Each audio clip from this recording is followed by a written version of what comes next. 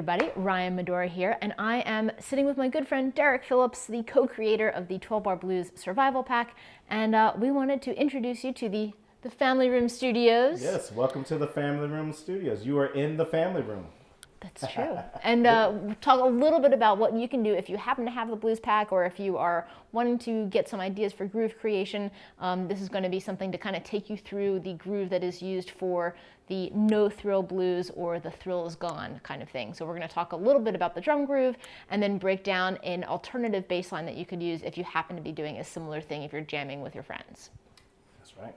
So Derek, why don't you tell me a little bit about this groove that you're playing for this tune? I love playing this groove. So the groove that I use in the Survival Blues Pack is primarily based on the second verse drum groove in the actual Thrill Is Gone song by B.B. King.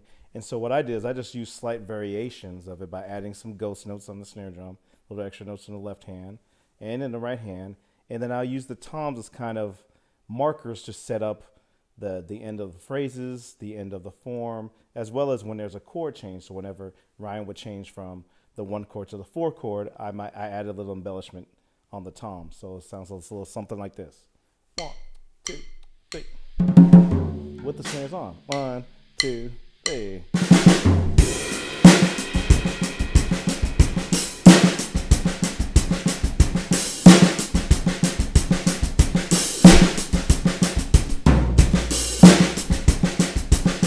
Now you notice that I'm adding more notes. In the original groove, it's more like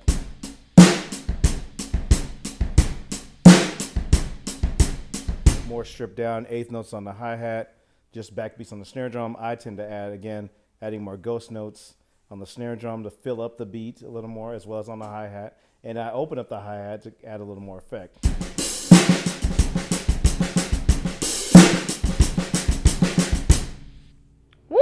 I mean, that is just the funkiest groove I've ever heard.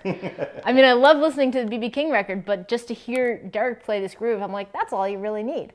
And I love the fact that you get to play ghost notes on the snare. When we talk about bass playing, a lot of questions that I usually get are, what are ghost notes or dead notes on a bass? And we kind of do the same kind of thing where it comes down to rhythmic embellishment and being able to kind of like add a little more super secret spice funk to what we're playing, and in many ways we get to both do that. So that's pretty cool. I also love the kick drum pattern that you're playing, and the fact that sometimes people wonder if we should marry the kick drum or play something slightly different. In many cases, you know, the answer is it depends, and in this case I think sometimes we do align, and then other times we kind of play to the beat of our own drummer, you could say. Yeah, but when you do that groove, one of the things that I'm responding to is kind of like coming up with another kind of minor groove. And for this tune, we're playing in the key of B minor. And I'm actually starting here, right on the 7th fret of my E string. And I'm primarily playing the root note, the B, the minor 3rd, the D, and then the flatted 7th or the minor 7th, the A below. So primarily these notes. And so I'll kind of come up with a groove.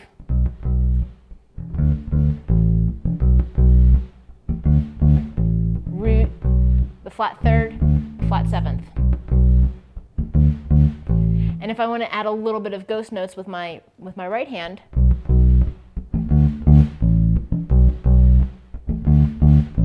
you can hear just a little bit of articulation there, but not too much. And then I can take that same groove pattern and move it to the other chords on my chord progression. Go to the 4 chord. Throw in a little bit of an embellishment there between those couple of notes. And just get comfortable taking this particular groove pattern and moving it throughout all the chords. And you know, when we line up and play together, it's got a pretty good feel. I would say so. Yeah. I gotta say, it's really hard to watch you play and not want to play with you. So I'm glad we're actually going to play again, because that was really hard. It was hard to sit through that. Yeah, well, I mean, hey, I do enjoy playing some music. And this is the thing about like playing in a rhythm section. When you find players that you like to play with, you really get to have both a dialogue from a musical standpoint and from a learning standpoint. And it's just like a really great experience to have if you're a bass player and you find a great drummer, vice versa, drummer finds a bass player, you get to really kind of explore some grooves together. And so again, if you want, you can always check out the original tune, The Thrill Is Gone by B.B. King, or you can check out some alternative grooves like this one. But I think we should get into it. But before we do, real quick, if you want to get these grooves, if you want to get backing tracks, tab notation, things like that, head over to ryanmedora.com to the 12-Bar Blues Survival Pack, and you can pick it up there. And in the meantime, I think we should get to practicing. Definitely. And one more thing I want to add is that I love about playing this groove is that the way we complement each other. So when I play she plays her first note, a boom, boom, and then I come with the backbeat, and then she has the rest of the measure to fill in. So it's literally her first two notes are our statement, and then I respond with the snare drum, and then she responds again with the rest of the phrase. So it's like we're literally finishing each other's sentences in this groove right here. So.